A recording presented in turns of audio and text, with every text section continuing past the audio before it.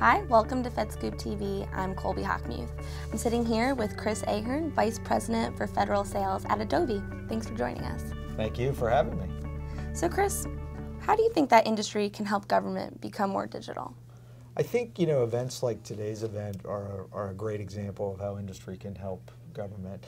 I think there's a few different things that we can really do to help. I mean, there's a lot of exciting things going on in the world of technology that Adobe's involved in. And, really our first goal is to translate, how those play in the government world, because the government in its own right is unique. It has a different mission than the most commercial organizations. So we really have to, do our part to kind of show them the value, because sometimes it's not straightforward. Beyond that, they want to see that they can actually use these solutions, and again, they have unique requirements around security and cloud and things like that. So we have to be able to adapt our products, to work within their environments. And we can't really do either of those two things unless we spend time listening to the customers to find out what their real challenges are. And typically the challenges are that we see at a high level, or the biggest one is, these people have day jobs, right? They have a mission to perform every single day. In a lot of cases, they have millions of citizens or soldiers or somebody relying on those services. So the idea of incremental change without interrupting the mission is really what they need to be able to do. So, all organizations in the government and outside the government want to have the same sorts of tools, as far as mobile and the, Facebook or Amazon experience and those sorts of things. And they want to be able to incorporate those into the way they work. But, they have to be able to figure out a way to do that in a practical, cost-effective way. Right. And so what sort of technologies do you think are driving the most change in government?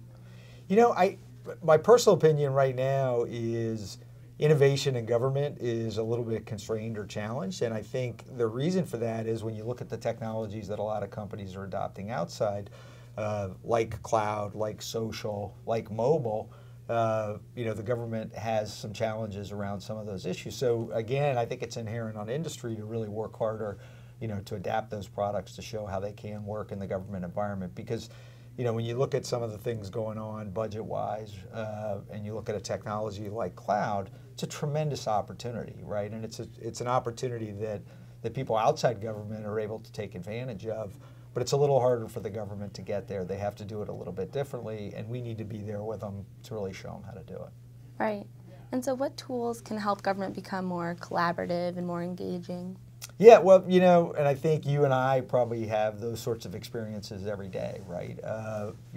We've gotten used to, an environment where there isn't a manual for an application or a device anymore, right? We just get it and we start using it. And I think that user experience is really, where the government and others are trying to get to, right?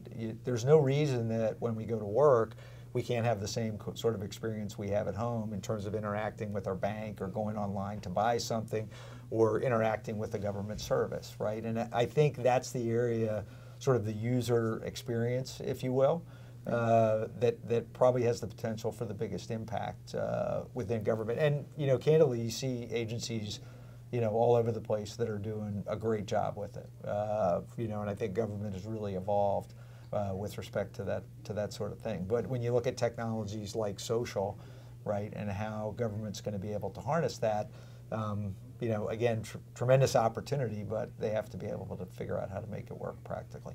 Right. And so what emerging trends do you think are going to be transformative in the future of government?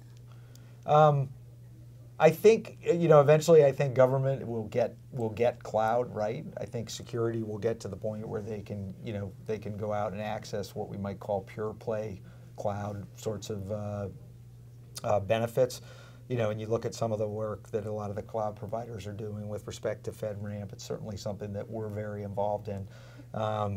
Because that sort of shared service model that cloud invokes, or the on-demand model that it brings into play, is a tremendous opportunity around cost savings and those sorts of things. But it has to be done in a fashion that's secure. You look at big data and the amount of data generated by the government, and that goes with some of the civilian agencies in terms of some of the statistics and things that they look at. Or it can be unstructured data when you're in the military or in the intelligence community, right? And so the opportunities around, how do I harness that volume of data?